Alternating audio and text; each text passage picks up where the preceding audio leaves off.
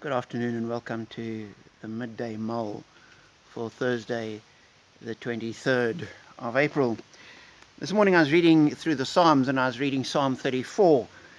In it, David writes, "I will extol the Lord at all times. His praise will always be on my lips.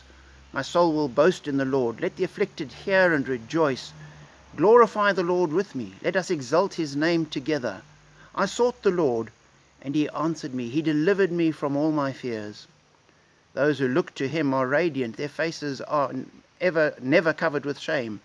This poor man called, and the Lord heard him. He saved him out of all his troubles.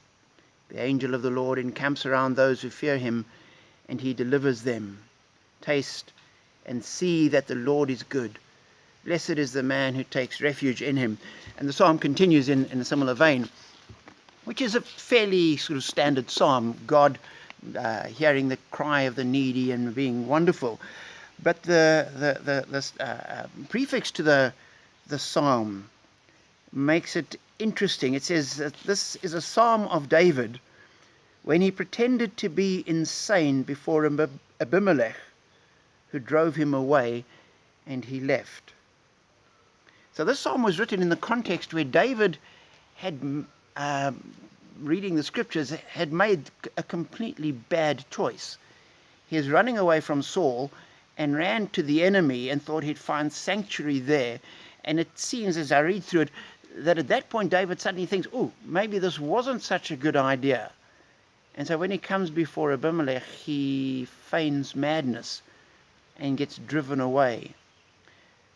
And for me, the encouraging thing about the psalm then, is when we make bad decisions, when we get things wrong, God doesn't just dust his hands and say, well, this is your own doing.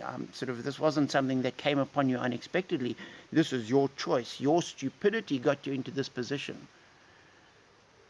David's stupidity had gotten him into that position. And yet God came and got him out of it. And he is able to praise God and say, the Lord delivers, and the Lord is good. Blessed is a man who takes refuge in him. Even though David had taken refuge in running away to an enemy and trying to find succor in the enemy's camp. And so sometimes when we suddenly realize the foolishness that has been part of our lives and the stupidity that we're having to live with, God doesn't abandon us there. God is with us even in our fallen foolishness. And that is the gracious God we serve. And for me, that is a very comforting thought, because many other times when, like David, I've made the wrong call, and yet God has still been there with us. So take courage and seek his face, no matter what you've done and where you find yourself. Be blessed.